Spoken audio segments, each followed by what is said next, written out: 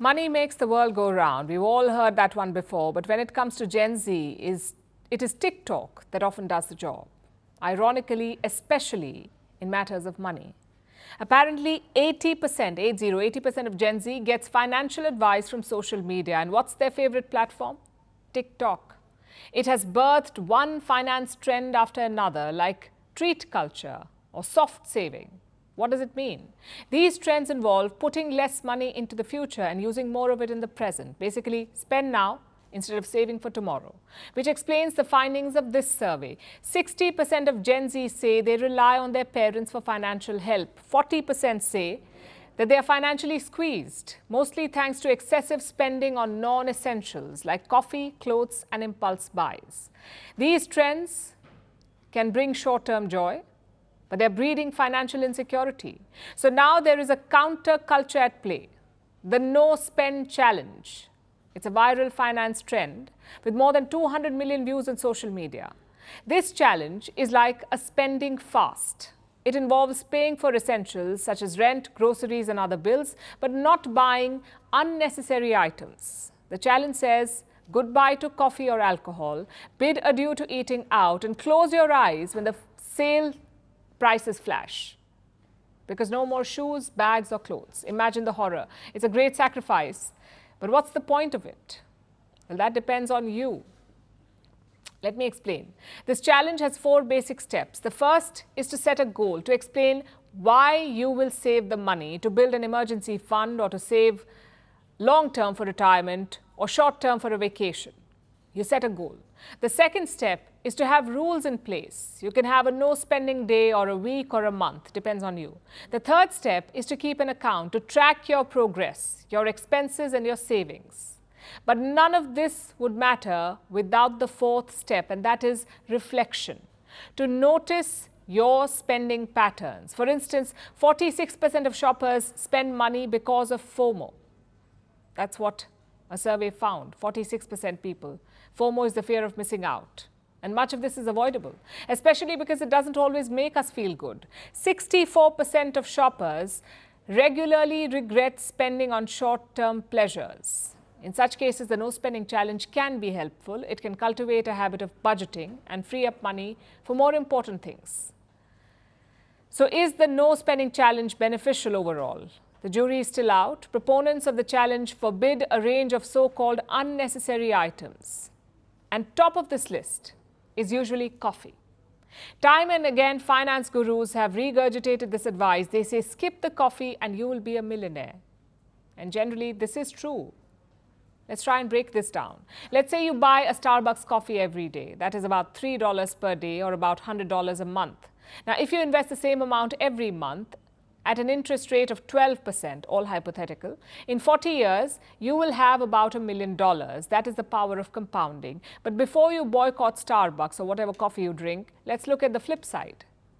Often when people try to cut costs, small optional expenses take the first hit, like coffee or ice cream. Trimming these expenses never hurts, but it doesn't help much either. Instead, budgeting big ticket items will save you more money. For instance, instead of buying an expensive car that you can't really afford, think about a cheaper one that gets the job done. And this is where the no spending challenge lacks. It fails to look at the real problem areas. It's like a quick fix, like a crash diet to trim your budget. Also, it's not for everyone.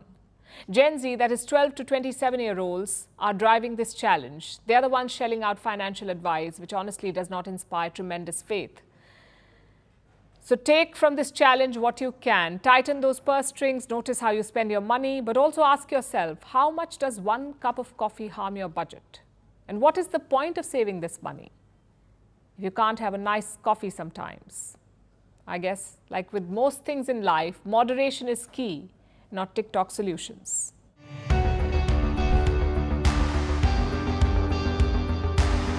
Across continents, one powerful news source. Bringing you diverse perspectives on the issues that matter.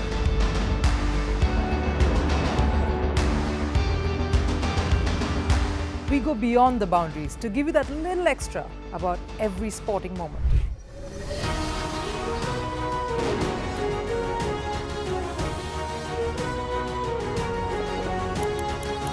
So thank you for making Firstpost 5 million strong. We're counting on your support, and you can trust us to bring you the news unfiltered and unvarnished.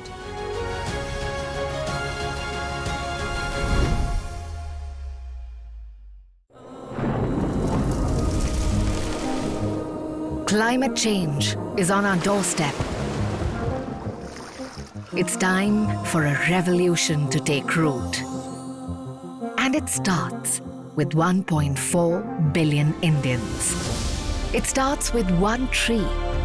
One tree for humanity.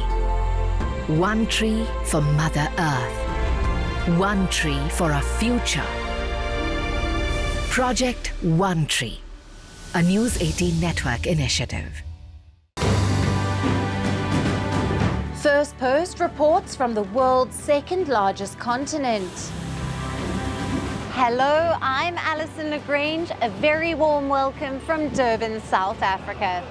We get you the news and the newsmakers from Africa. From elections to climate change to innovations and opportunities. As the world's attention shifts, we report from Africa, the heart of the global South. Join me every weekday live on Firstpost.